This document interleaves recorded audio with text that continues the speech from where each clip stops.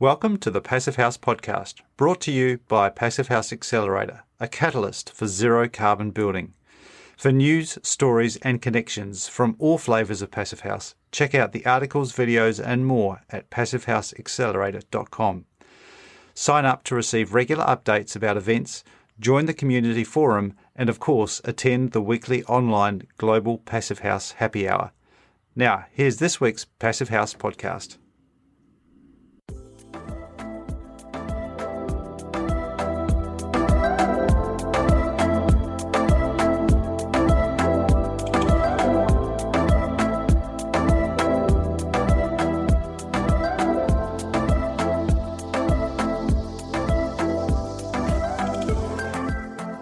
All right, welcome back to another episode of the Passive House podcast. I'm Matthew Cutler-Welsh, coming to you from Auckland in New Zealand. And I'm Zach Semke in Seattle, Washington.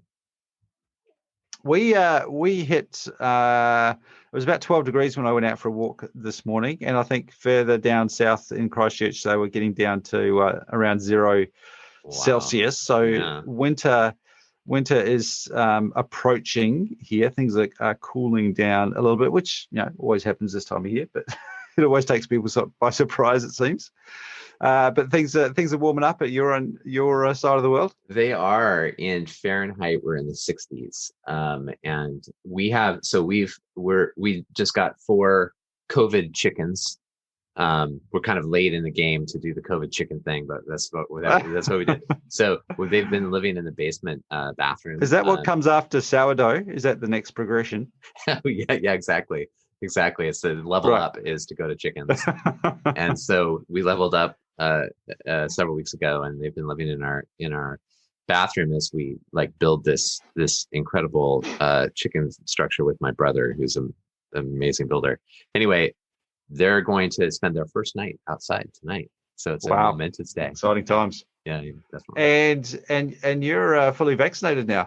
I am. I'm feeling just a little woozy. I had my shot just around 24 hours ago, but I'm pretty excited, I have to say.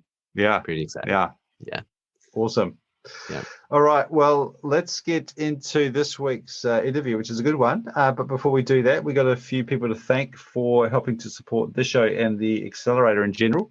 We do indeed. Everything we do with the Accelerator is thanks to these fine organizations. So our founding sponsors are 475 High Performance Building Supply, Baxtingley Architects, Mitsubishi Electric Train HVAC US, Partel, Glavel Foam Glass Gravel, Minutair All-in-One HVAC and Dehumidification Units, RDH Building Science, Rockwool North America, Stillcorp, and Zola Windows. Our champion sponsor is SIGA, and our stakeholder partner is NYSERDA. So thank you to all of those supporters and others as well. And I want to do a shout out to the new website again. I know that we've talked about it on the show, but you can find all of those great sponsors listed on the website there. But also heaps of new stuff. And I want to especially highlight the Passive House 101, not necessarily for people who might be listening to this, but for people that are listening to this, it's a great resource to send others to talk about what Passive House is and some of the great new logos, little icons that we've got there that help kind of just explain what it's all about. Yeah, thank you. And all those infographics are available for download. You scroll down to the bottom of any of those Passive House 101 pages, and available for people to use in their work. It's just a Creative Commons license. So we're hoping that that'll make communication about Passive House easier for folks. I look forward to seeing some of those icons popping up in PowerPoint presentations around conferences in time to come. All right. Do you want to tell us about this week's interview, Zach? Who have you got on the show? Yes, I'm really excited to share this interview with Bomee Jung. Bomee, for more than 17 years, has contributed to New York City's climate leadership through policy and programmatic innovations. At the New York City Housing Authority, or NYCHA, which is the largest apartment owner in the U.S., She led the development and implementation of public housing's most ambitious 10-year strategic sustainability plan. Highlights of that include a $700 million program for energy performance contracts, a $300 million heat and hot water electrification program, and a 25 megawatt community solar program. Prior to her work at NYCHA, she designed and led the climate mitigation and adaptation programs of the New York Office of Enterprise Community Partners, a national leader in green affordable housing. She holds a master's in city planning from MIT, and is on the board of New York Passive House, as well as the Institute of Market Transformation. She thinks and writes about housing and climate justice, and has played a pivotal role at our Passive House Policy Summit that happened a couple of weeks ago. It was a pleasure to interview her, and it's been really exciting to get to know Bomee over the last several weeks and hear her insights and wisdom. And so I hope everyone enjoys the conversation. Bomee, thank you so much for joining the Passive House podcast and doing this interview with me. I'm really looking forward to it. I really enjoyed working with you on the Passive House Policy Summit that we did a couple of weeks ago. Thank you for all of your insights and guidance and wisdom in that planning and also the conversation itself. So you recently left at the New York City Housing Authority. You were there for 6 years almost, I think, and in leadership position there. And now you're on the board of New York Passive House and also the Institute for Market Transformation. You've got a consultancy that you're running. You're also trained as an urban planner. Could you tell us a little bit about your journey? Sure. Thank you so much for having me, Zach. It's so much fun to be part of this community. I started out as a computer programmer back in the .com boom days. And at a certain point, I looked sort of ahead to what I thought my career would hold for me. And I decided that I really wanted to be working day to day on issues that were closer to my values, really. Mm-hmm. Because even though the technology is really interesting, and certainly there are lots of ways for folks to align their technology careers with things like, for example, climate action, I just really wanted to be directly working on climate change. So my path to doing that was through going to a graduate program in urban planning. And I think that what I got out of my planning education really had to do with less about having sort of hard skills, really, and more about a way of questioning that really asks the question, who is benefiting from these policies? And I think it probably as a legacy of some of the less thoughtful public policies that we've had in the past, really trying to put justice issues at the heart of particularly public policy decisions about urban development. And in that work, how did you first encounter Passive House? Was that prior to your work at NYCHA or while you were at NYCHA?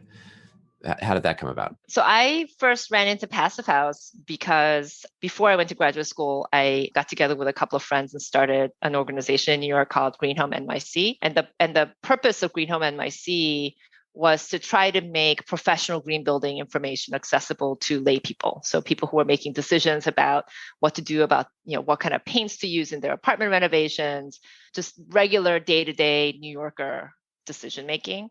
And the idea that we had was that if you started to think about issues in the context of climate change within the sphere of your direct influence, like what kind of paint do I put on my walls, right?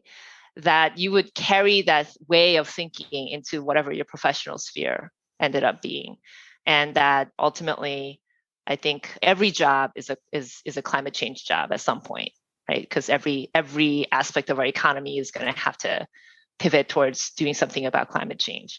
And so the idea there was that we start with things that people directly control, and then over time, they'll just take that problem-solving mentality with them. And so in bootstrapping that organization, this is back in late 2002 and 2003, there were three of us in sort of the core team with a looser group of volunteers. And we started to run around and meet all of the green building leaders in New York City at the time. And a lot of them were working in affordable housing because that's where a lot of the innovations in green building were happening in New York City was within the affordable housing sector. And so basically I met Chris Benedict and Henry Gifford back then. And even back then, Chris was doing compartmentalized apartments with unitized ventilation. And actually, it wasn't unitized ventilation. She was doing cars and trickle vents. She was doing central exhaust only, but with sealed apartments. And I got introduced to Passive House because as Chris was going along in her professional journey, Passive House came along, and that's how I heard of it. Yeah, so that was really the very early days of Passive House making it to North America. Yeah, because Chris was one of the first leaders in all of that. That's really interesting. So you mentioned that even early on, when you were talking with green building leaders in New York City, that a lot of them were in affordable housing. So there's probably a parallel there to why there's also a lot going on with Passive House and affordable housing. What's going on there? What's the intersection, and why do we see that? I think it's been like a mutually reinforcing cycle, right? Because I think so the early leaders in green building in New York were in the affordable housing sector. And then from a policy perspective, those of us who work more on the policy side were able to build momentum to basically raise the floor on housing quality for affordable housing and linking that to energy performance, right? And so New York adopted a green building standard for affordable housing in 2000, gosh, I don't know, 13. I have to look it up. Fairly a while back, and we were able to do that because enough affordable housing had already been built that was built to very good green standards that people were supportive of making it a requirement for affordable housing. And I think that it's just sort of been mutually reinforcing in that way, because as more people do something, they learn how to do that, and then they reach for the next little bit of incremental improvement. I think that where we are now is really important because even though for the past, I would say, decade or so, the argument that's been most commonly made about green building and affordable housing has been about cost. So the argument goes, well, if you do energy efficient construction, then the incremental cost is negligible and everybody saves money. The residents save money on their utility bills, and the owner saves money on their operating costs. And that's sort of been the story. But all alongside that story has been a story about housing quality. Because just going back to Chris, when Chris or other folks in the affordable housing industry talk about the benefits of, for example, building airtight compartmentalized apartments, it's not so much a conversation about how much money people are going to save, right? That's like a thing that gets mentioned, but the conversation is more often about how it improves the quality of life within the apartment, right? So we're talking about indoor air quality improvements. We're talking about more acoustic isolation. So the fact that like you can sit in one apartment and another person could be enjoying their music in another apartment and you don't hear it, right? Or just that there's not a migration of smells or noises going from apartment to apartment. These are all real benefits. And that's often what the affordable housing owners are talking about, just as much, if not more, than the monetary savings that somebody might have from having more efficient systems. And I think that that's really an important history to remember, because as we're in this cusp of this moment where we're talking about having really substantial investments come in to the economy on climate change mitigation and climate change adaptation, there is the risk, in my opinion, that what we end up with is a conversation that is about carbon performance that could become divorced from a conversation about building construction quality.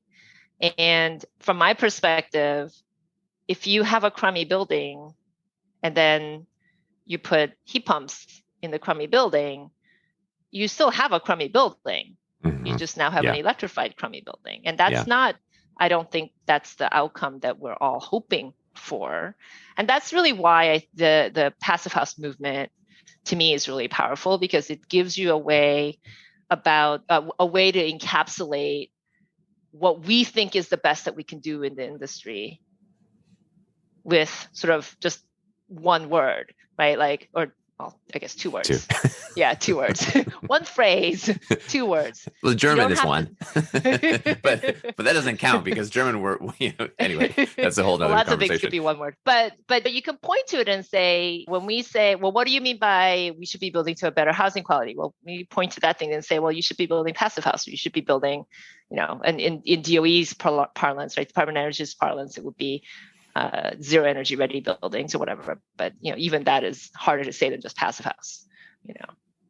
Yeah, no, absolutely. And so I guess there are a couple of things there that really stand out to me. One is that it's good for us to stop and recognize and celebrate the fact that affordable housing providers are really concerned about housing quality for their people, the people they serve. There's a mission alignment there with better buildings that naturally then positions affordable housing providers at that leading edge of our industry, because there's this alignment and the lack of the split incentive. Like the incentives are all can be aligned all in the right direction. You've mentioned, and I think you touched on it a little bit, this idea that affordable housing providers have long been the kind of people who've defined what is quality in housing. Could you say a little bit more about that? So when you look at the history of policymaking around housing, oftentimes when we talk about housing quality is in relation or in reaction to slum conditions or poor housing conditions for basically poor people in one fashion or another. So every how many ever decades, we have this public dialogue about what is acceptable for everyone, not just the exceptional few, but what are the conditions that the average person or even not the average person, but the person on the bottom rung of the economic ladder, what should that person have to have in order to support a dignified life? And it's been obviously a steady progression towards better standards all around.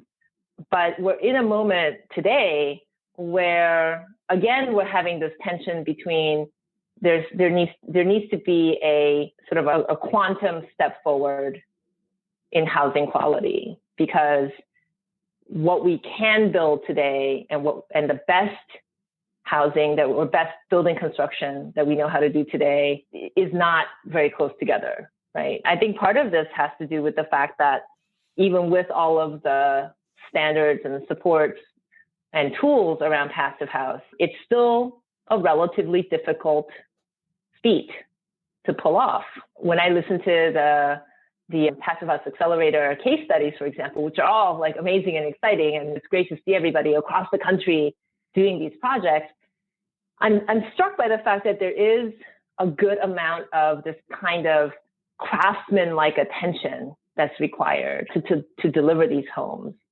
And I think that that's really the sort of piece that's standing between all affordable housing or all housing being able to say, yeah, that's just what we should be doing. Like, I think from a values perspective, we're like, well, obviously that's what we should be doing because clearly we know how to make that happen. But the ease with which you can make it happen does make a big difference. And I think that as we become more systematized and, as the sort of means and methods of doing passive house projects gets more disseminated within the field, and as we get products that make it easier to be less craftsman-like in the attention that's given, all of that will make it easier to just be like, well, let's just list all of them. That makes sense. You can see that just with the stories and numbers from project teams. There's an initial hurdle of knowledge and kind of new practice that these teams need to get over. I think that initial learning curve seems like it's steep, like a hurdle is steep, but not necessarily extremely tall. So it's real and it's just surmountable. And so then how do we figure out how to jump over it? Yeah. I mean, and we talked a lot about that in the policy forum, right? And I think to me, really the key message, whether you're talking about incentives or whether you're talking about regulations, is about sending clear market signals. Mm-hmm. And how do we do that?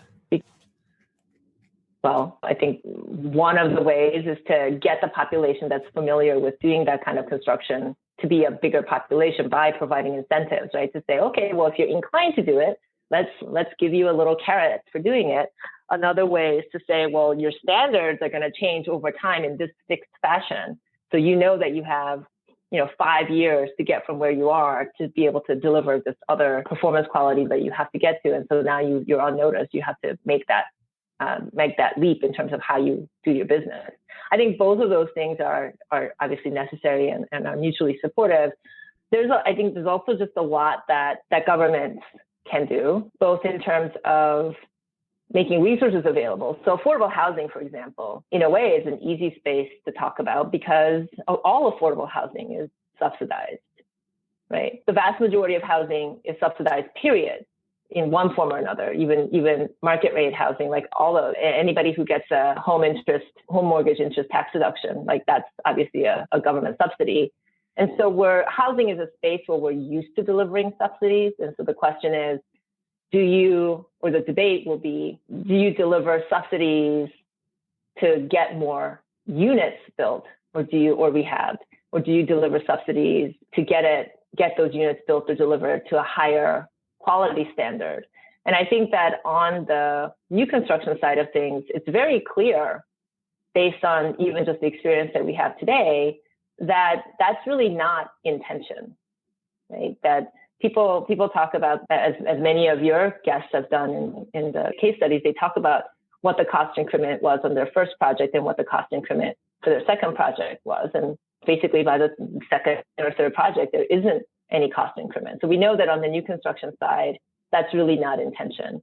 On where I think you still see a real difference is on the rehab side, particularly on the occupied renovations. I think some of that will come down as people get experience and people get better tools. But part of it will also just have to be if it takes more subsidy to get a better quality unit, then we shouldn't be arguing about do we do units or do we do higher quality construction. We should just be like, we need more subsidies to do both. We need more units and higher quality construction because we know how to do this now.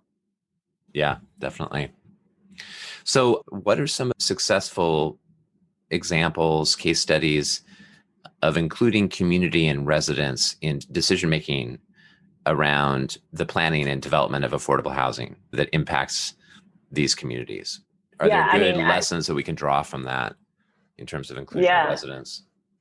So I have to say, you've heard me talk about how I think that one of the really important ideas that is sort of more at the center of climate justice conversations than I think it has been in the center of environmental justice conversations is about moving from a space of talking about mitigating harm. So like, don't build the polluting facility in my neighborhood, to talking about more of a restorative approach to community building. And I think the other aspect is the centering of a conversation about who has power in making those decisions.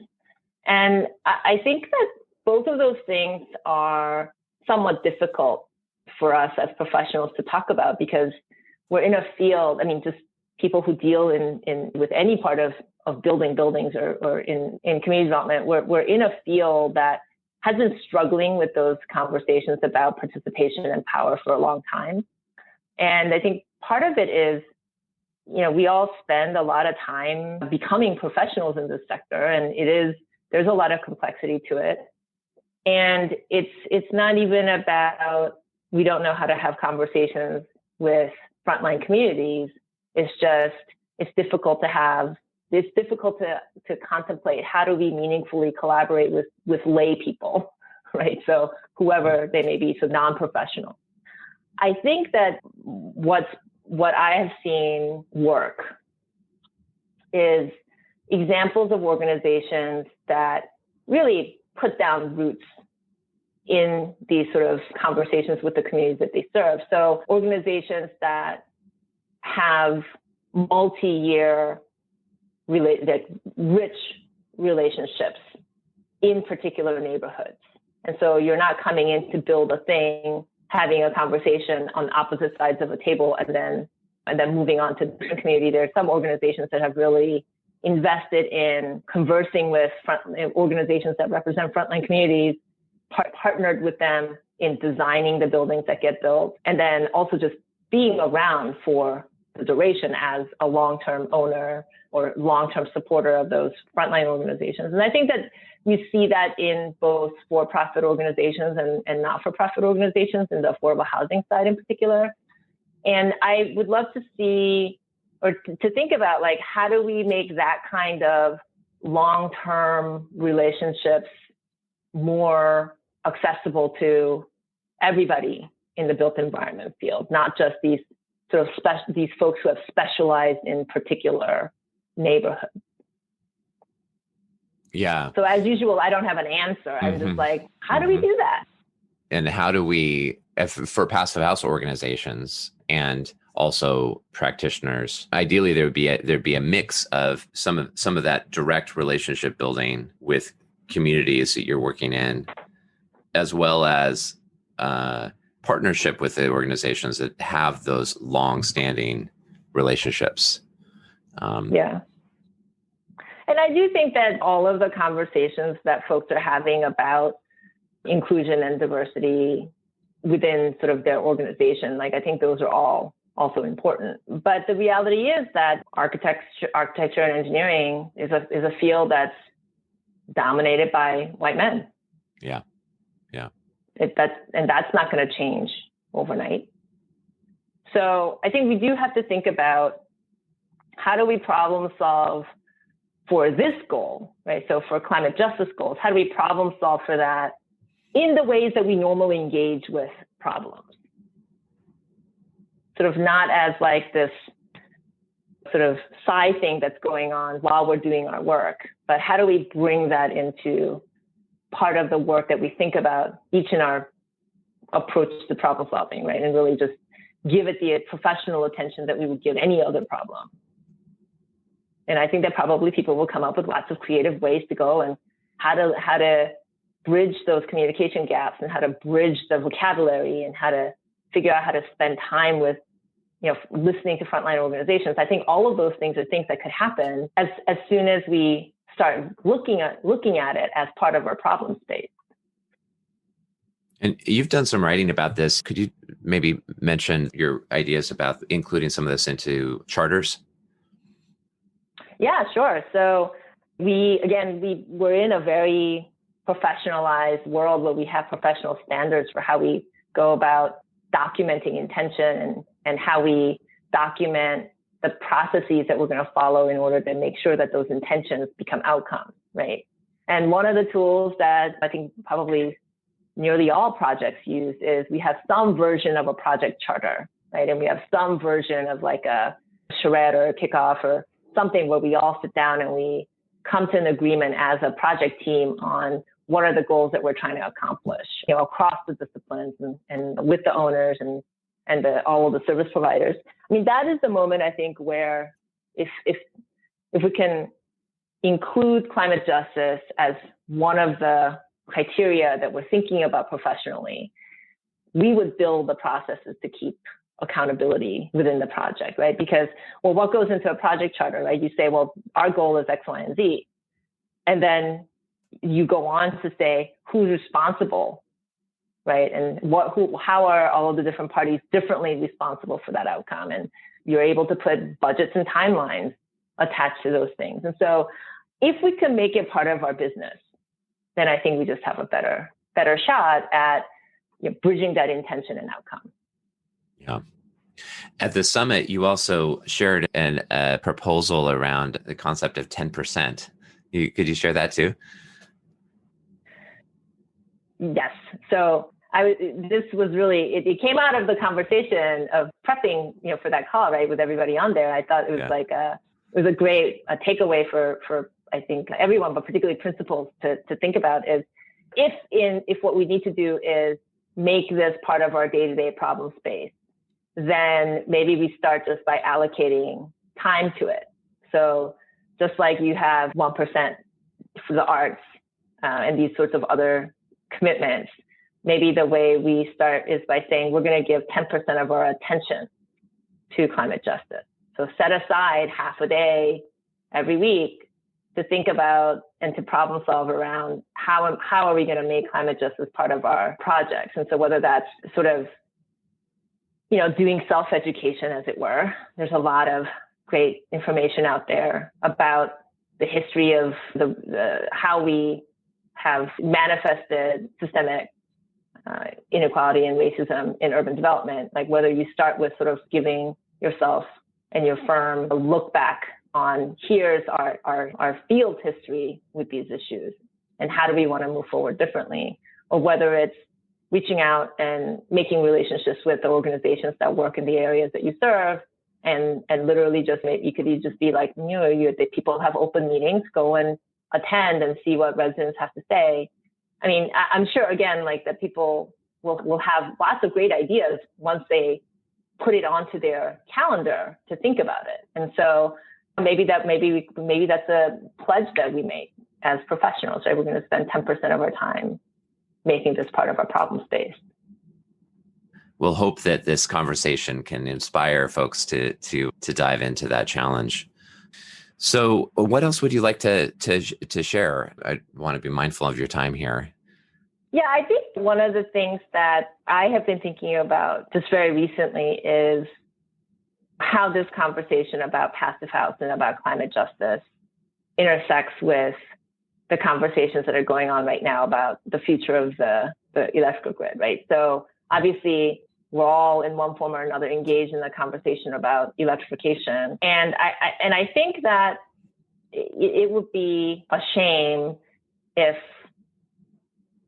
we think about decarbonization and electrification as sort of divorced from the things that we've been talking about today around housing quality and what it really means to deliver restorative approach to housing.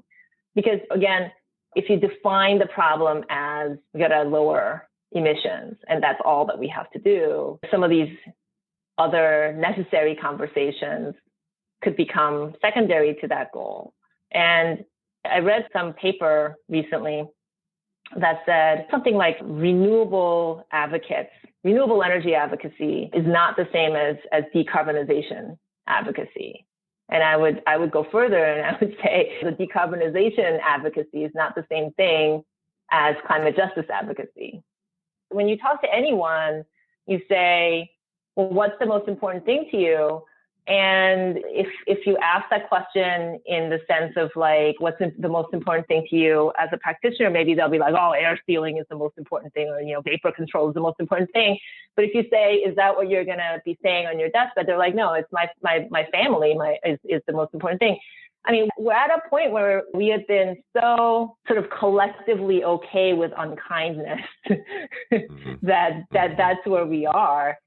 And if you think about housing as one of those things, right? So there's family. Everybody really cares deeply about family, but everybody also really cares deeply about living in a home that they can be comfortable in and that supports their human dignity. And even in that space, we've been having this sort of conversation about who deserves what, right? So if you say, if anyone were to make the argument, not that anybody is going out and saying this, but if anyone were to make the argument that we shouldn't build the best houses that we know how to build for certain people, I think that from a just sort of a dispassionate perspective, you would say, well, I mean, obviously you want to build the best way how to build for everyone, because why would you all of a sudden be like, we know how to do it better, but these people don't get that? It's a way of thinking to me that really is rooted in this history of wanting to pick out winners and losers. Mm-hmm. And that's really what climate justice is about, is saying, well, everybody gets to be a winner. Why do we have losers here? Yeah, well said. Well, thank you, Bomee. This is really wonderful. I really appreciate your insights and your time and sharing with the listeners of the Passive House podcast. It's been a pleasure. Thank you for the opportunity. And that was Bomee Jung. Great interview, Zach. Really strong theme for me in that episode was climate justice, or just the whole concept of justice and how that relates to building, and particularly planning. I think it's great to hear from a planner. I wasn't aware of planners until I got out into the real world of working for a large consultancy and realized that planning is a thing, city planners. And not only is it a thing, but they have the potential to have a lot of influence on how cities evolve and how buildings connect with each other or not. So, some really important work goes on there at quite a large scale. But I think specific to Bomee, she's also been heavily involved in individual building projects and her work, with apartments in New York City, and influencing that from way back 2002, when sustainability was kind of a little bit trendy, but it was still a little bit fringe. So I always like to acknowledge the work that those people have been involved in that industry for quite a long time, because it just wasn't that easy to get things done or to get budget for doing stuff that we kind of take for granted now. Yes, no kidding. I mean, really some pioneering work there. I think that point about her background in planning is an important one. And my understanding is that training that she received at MIT, and kind of her interest when she was pursuing that, had a lot to do with community governance. And so as we think, one of the really important things that we think about now is that as we're doing this work to accelerate Passive House, we need to be doing work to accelerate advances in equity as well, right? And that we don't want to inadvertently replicate or exacerbate injustices and inequities that we see, or everywhere, but rather figure out how to be restorative in that work. And part of the key thing, one of the things that she really talks about, is that a lot of this comes down to power, and empowering and sharing power, and empowering local communities to have a governance over what where they live, and the future that they can build, that they want to build in their communities. And I think it's that grounding in planning is a key piece to that thinking for her, and it's really valuable to hear. Yeah, absolutely. I think it just sort of made me think about one of the dangers, the early adoption stage of Passive House, is that it can exacerbate that concept of elitism almost. And this is often a criticism of when Passive House is just getting established, because it tends to be done by more affluent people, standalone houses. What we need is to break through that. That's kind of got to happen at that stage, at that early adoption, because that's kind of where the money is, and there's a bunch of reasons why it's just easier to do. But it highlights the importance of social housing projects and affordable housing and other types of typologies being built that demonstrate that Passive House is a great equalizer, and it shouldn't be a differentiator. If it's done to bring up the lower end, which it totally can do, and we've talked about the fact that the gold standard of building doesn't have to mean luxury, it just means good quality, fit for purpose, with all these other benefits of being healthier, more comfortable, quieter. Bomee talked about the acoustic benefits of building a good envelope. These are the sort of things that really matter for anyone, and I'm trying to avoid the use of the term high performance these days, and just talking about fit for purpose, because that's at the heart is really what Passive House standard is. It's a building that description of the internal environment, the temperature, the relative humidity, the surface temperatures. It's really describing what a building should look like if it's fit for humans to live, work, and play in. Yeah, no, absolutely. And I think that what Bomee would say is that's the definition of what housing quality should be. And that I think that another theme that really stood out for me is the role that affordable housing providers and developers have played historically in setting higher bars for the definition for housing quality, and the kind of understanding that the leadership that affordable housing, social housing providers have made or have taken in propelling passive house, at least in North America. I don't know if this is, and I know it has been happening in Europe. Hopefully, it's happening in New Zealand and Australia too. Is it she sees that as a continuation of this tradition that affordable housers have played for a while, and that you're right that we saw the same thing happen with early adoption of passive house in the Pacific Northwest where I'm based, where the first projects were quite expensive single family houses, but just a couple of years later, then REACH CDC, the Community Development Corporation called REACH, based in Portland, started its first passive house out in just west of Portland, called Orchards in Orenco, a 65 unit passive house project. I think at the time it was the largest in North America. So there was that period where kind of awareness was being built around these initial buildings, but then quickly these affordable housing leaders were already transforming the kind of our understanding of what passive house could be here, and that's continued. That's why we're seeing exponential growth of square footage in passive house projects in North America, because of the leadership of affordable housing developers and now just market rate multifamily developers.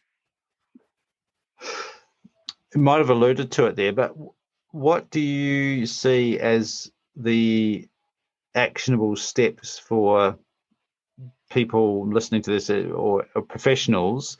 Because I think most people would agree that concepts like climate justice are a good thing. Housing equality is a good thing. But what does that mean for the average designer or builder who is going to work and they're faced with clients, they've just got the regular jobs that come through the door? Is there a way, do you think, that they can kind of support these concepts? Yeah, good question. I don't have easy answers for that, but I do have a couple of ideas.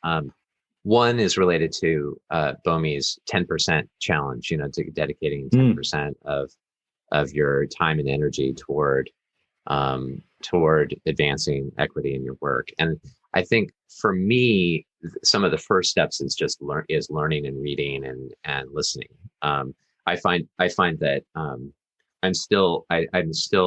I feel kind of almost embarrassed at how novice I feel when I start talking about equity and diversity and justice in housing. And I know that I have a lot of kind of personal work and self-education to do to take the next steps. And there are also, so that's like, kind of the learning piece, I think, that probably a lot of us need to engage with. And we're all at different levels, I'm sure. The second, though, is that there are, Johnny Rezvani at 475 and Ken Levinson at NAPHN and Mary Rogero at FIAS have all been engaged with the NAACP's Centering Equity in Green Building program and work and kind of community. And an outgrowth of that is Johnny has been working with a collaborator to create a kind of presentation and process to help provide actionable steps for firms. So that, it's important for us to think about this and talk about it, but it's also, I think a lot of us are then also, what can I do? I need to make that, give me the practical steps that I can take to be making progress in this arena. And so we're talking with Johnny about potentially presenting that pretty broadly at the accelerator. So it's a little premature for me to say that. We need to figure out the details, but stay tuned. There's stuff coming. It's a good reason for people to keep in the loop. A couple of just came to my mind. I guess I'd also put a challenge out to architects, designers, practitioners, whoever you are. I really like that idea of the 10% challenge for, thinking about how your week might look, but also think about how your business how you want your business to look in 3 years' time or 5 years' time. What type of work do you want to be able to look back and say, look what we just did? And with respect to housing projects, apartments, social housing, affordable housing, it's happening everywhere around the world where housing affordability is an issue, and often tenders are put out or projects are put out for people to bid on doing some work involved in that. In a lot of cases, those buildings are going to get built some way, one way or another. They're going to be funded by whoever. They're going to get built. So people listening to this, if you have any knowledge or experience, passion about Passive House, then why not get involved? Put a tender in, get involved, pick up one of those projects. If they're not asking for Passive House and they're not interested in it, maybe don't sell them Passive House. Sell them a really good fit for purpose building envelope that will be very, very warm, dry, comfortable, and healthy. And then talk about how great they'll talk about how great it is once it's done. So, I'd just say get involved because we have the skills, and if you're listening to this, there's a good chance you have the passion and the ideas to help change that from the inside. So, definitely, it's not something that has to be that we just have to observe other people doing. We can all get involved in it. You're here. Yeah, well said. Cool. Lots in there. We could probably go on, but we should round it out. Bomee's on LinkedIn, and some of her other projects are online, so people can check those out. And I think might be able to put some links to some of the work that she's been involved in. Definitely. She actually we're about to publish an interview that she conducted with Chris Benedict about compartmentalization in Passive House buildings in New York. So, which is awesome. Going from moving to a very very geeky and really interesting conversation with Chris. So that's another. We'll link to that. Good stuff. What else we got going on at the moment? Well, lots going on, of course. This coming week, we've got on construction tech. We have Steve Hessler from Holstrom System presenting about unpacking the SIM method and going into the details of that. On Wednesday, the Global Passive House Happy Hour, Thursday your time, we have Melissa Furukawa from Peel Passive. She'll be presenting lessons from a Passive House certifier. She's a great presenter. It'll going to be a great session. And then on Thursday, we have a big event that we are co-presenting with Passive Buildings Canada and Passive House Canada called Resilience in Canada. So this will be Thursday, so Friday your time, and May 20th, 21st for you. And we'll include registration stuff, but this will be in the notes. This will explore 3 different projects across Canada and how these Passive House projects are bringing resilience to communities in Canada. So don't miss it. Awesome. Great stuff. Make sure you head over to check out that fancy it's still new. It's been out for a couple of weeks, the website. It's definitely new. We're still tying up loose ends and stuff. So if you find anything amiss, let me know. Email me. Yep. Check out and use those great images that Zach's done a lot of work on. And while you're there, if you haven't already, sign up to newsletter, sign up to our social channels, and then you'll get information about those events and more that we just talked about, because there's almost too many to list. But you can search for what's available in your geographic area and also in your relevant time zone as well. Thanks very much, Zach. That was a good one. Thank you, Matthew. Great chat. We'll talk to you again next week on the Passive House Podcast.